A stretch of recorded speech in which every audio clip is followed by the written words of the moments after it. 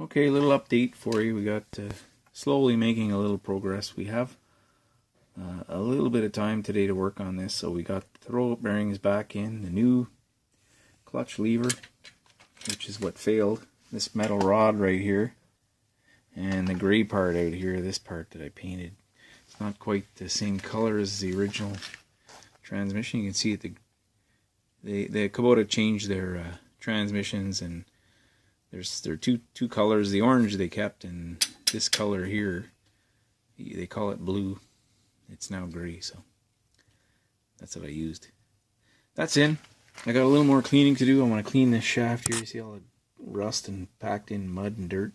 This seal here, we're going to see if it's available from the dealer and pick it up. I spent some time cleaning the clutch, the pressure plates and all this mechanism in here. 2 clutches in there. It's crazy. And we're going to hopefully get this back together this week. It's been a long road. We just did nothing but plow snow for the last 5-6 weeks. Every day. And we're inching our way towards getting it back together. The PTO is not going to be fixed. I'm okay with that. And tomorrow we're gonna try and slide it together. So you'll see the next installment might be in a day or two. Well, today's a big day. These 2 halves, tractors going back together. We're gonna get the transmission cleaned up here. I'm gonna use some brake cleaner and some paper towel, and then I think I'm gonna flush out. I'm going to use a couple of liters of oil out of the pail that came out of this. And warm that oil up, pour it through. Then we're going to put the plug in the bottom. I might run a half a liter of the fresh new oil in there and then plug it up, fill it up, put the cover on. I've got 4 things. Yeah. 4 things need to be lined up right here. We've got the shaft. Obviously, the 4-wheel drive shaft and the 2 metal hydraulic lines over here. So it should be pretty easy to do. I've got everything clean. And something I noticed, anybody has an L2850 or probably any of the other models, there's a grease zert right there. And it lines up with this hole, which is a vent tube. This little metal tube with 2 bolts. That's all there is to it. You pull that off, you can send a hose, a metal metal tube, whatever, grease fitting on there, and pump a little shot of grease in there once every couple of years. I don't think it needs to be done very often. And prolong your throwout bearing. And also, it greases the aluminum piece back here that it slides on.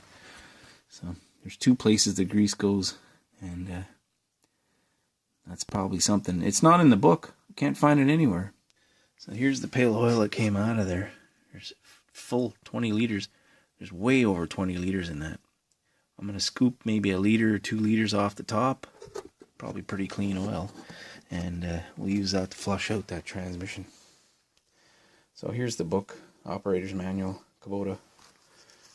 It's got all the models. Probably that grease fitting is on all of these. Except for probably the GST. It's different setup. That's a glide shift transmission. And transmission fluid change, page 44. This is a maintenance checklist. I've got a couple of copies of this around the shop here. It's got all your scheduled maintenance. So, engine oil every 200 hour. We do it every 100. Transmission oil filter. Here's the hydraulic. The transmission fluid itself is every 300 hours. So we'll go to page 44. So here's your sight glass, high, medium, low, for the L2850. We have that. You got to clean it off with a rag. There's your spot you fill it up. And somewhere in here it tells you how many liters. I'm going to find that page. Okay, it's right here. So, transmission case. There's all the different models. We have the L2850, 28.5 liters, so yeah, well over 20. They're all around the same. That's for manual steering. Okay, so we're gonna go get that started. And like I said, I'm not gonna video.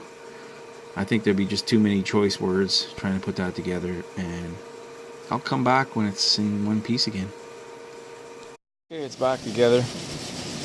Went together pretty good. We had to frig with it for a little while, but not too bad for a machine that hasn't been apart in 25 years, I think. So, pretty good. Now we got a lot more to do. So we've been working away for just a few hours. We're not putting in 8-hour days. We've worked too many hours the last month and a half.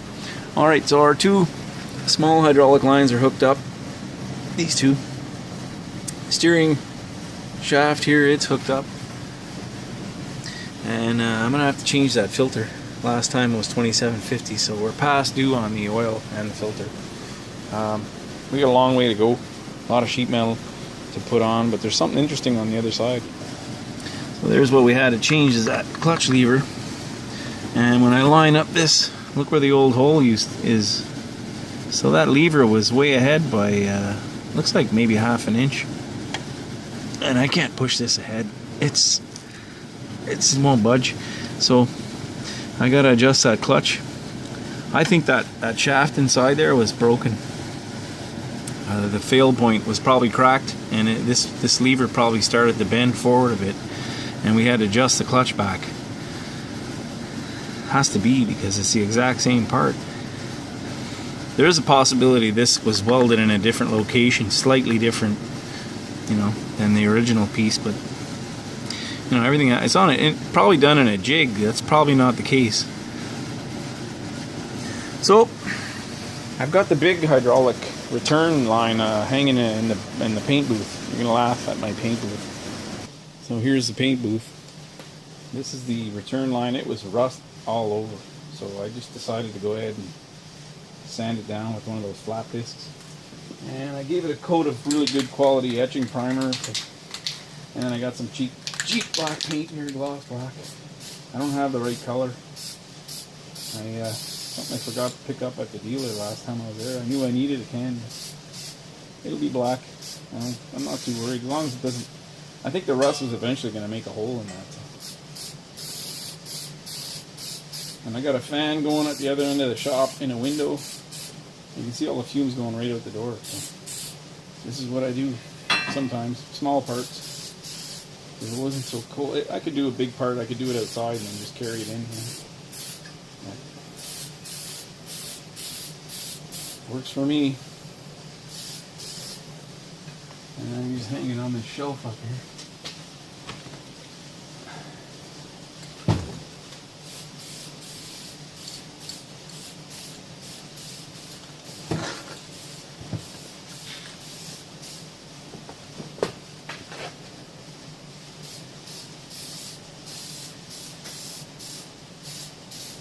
The door might be black when I'm done. Too bad.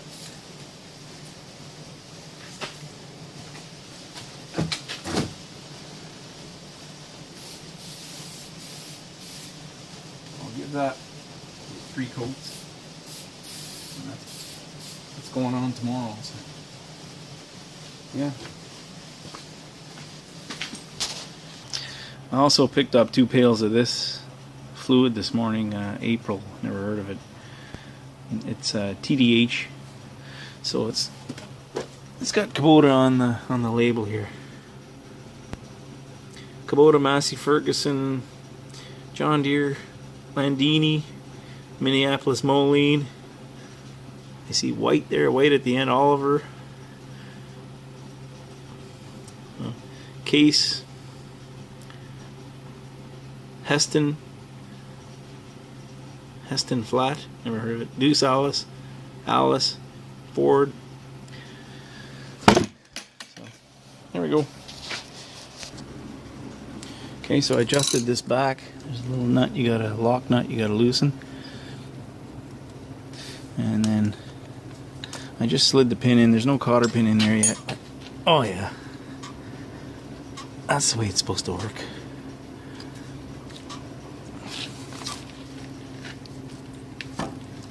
I think I gotta adjust it back a bit more. So we're gonna run it and we'll make an adjustment on that clutch. And the top is the transmission. There's two transmissions. Top is the wheels transmission to drive the wheels. The bottom half, this last little bit, which doesn't seem to have a lot of travel, is for the PTO. So it's easy to check. You just have someone engage the PTO and have someone at the back turning the PTO by hand, and as soon as they can turn it by hand, that means the clutch is disengaged.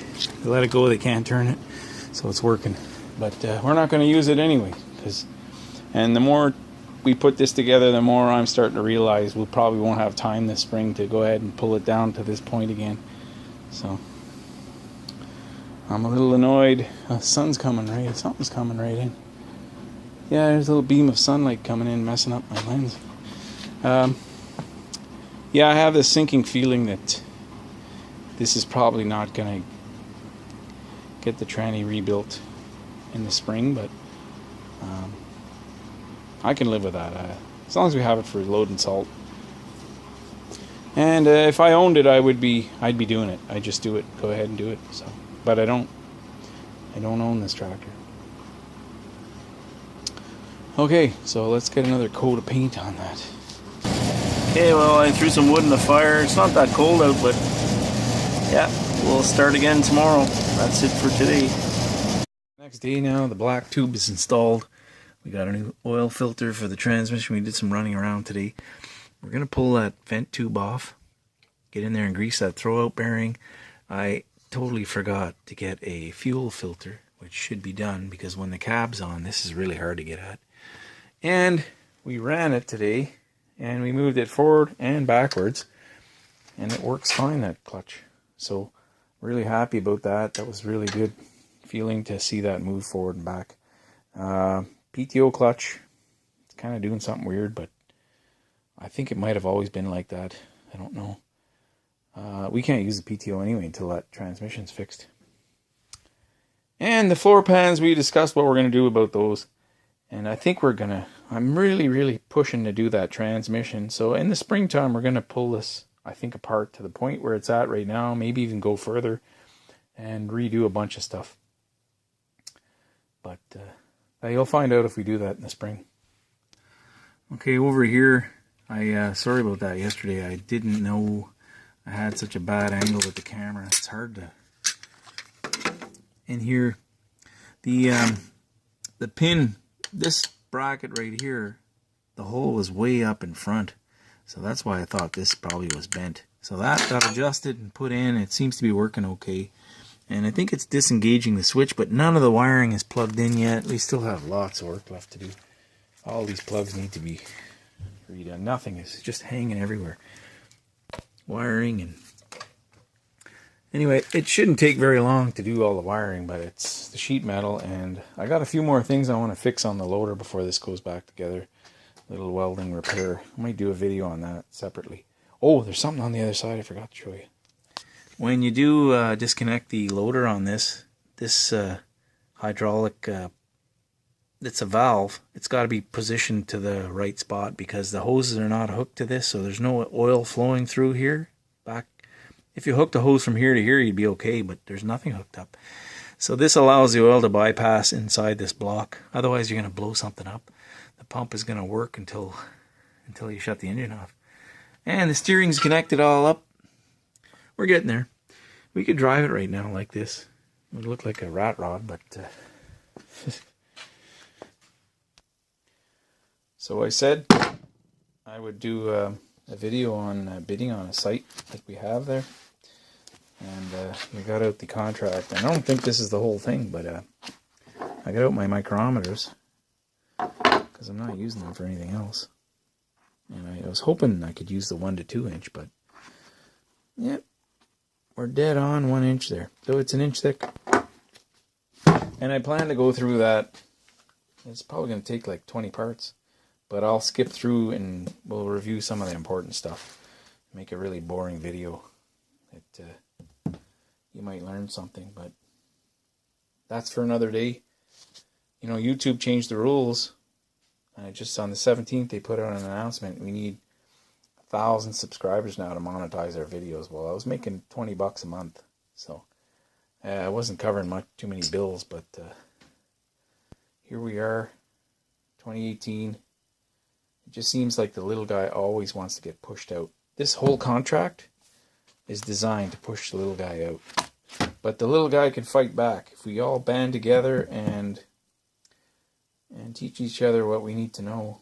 I'm lucky I can go through this, I can do this stuff, but some people, they don't know how to do this. So I'll try and do a couple of videos on how to bid on a big site, or even a small site, anything. And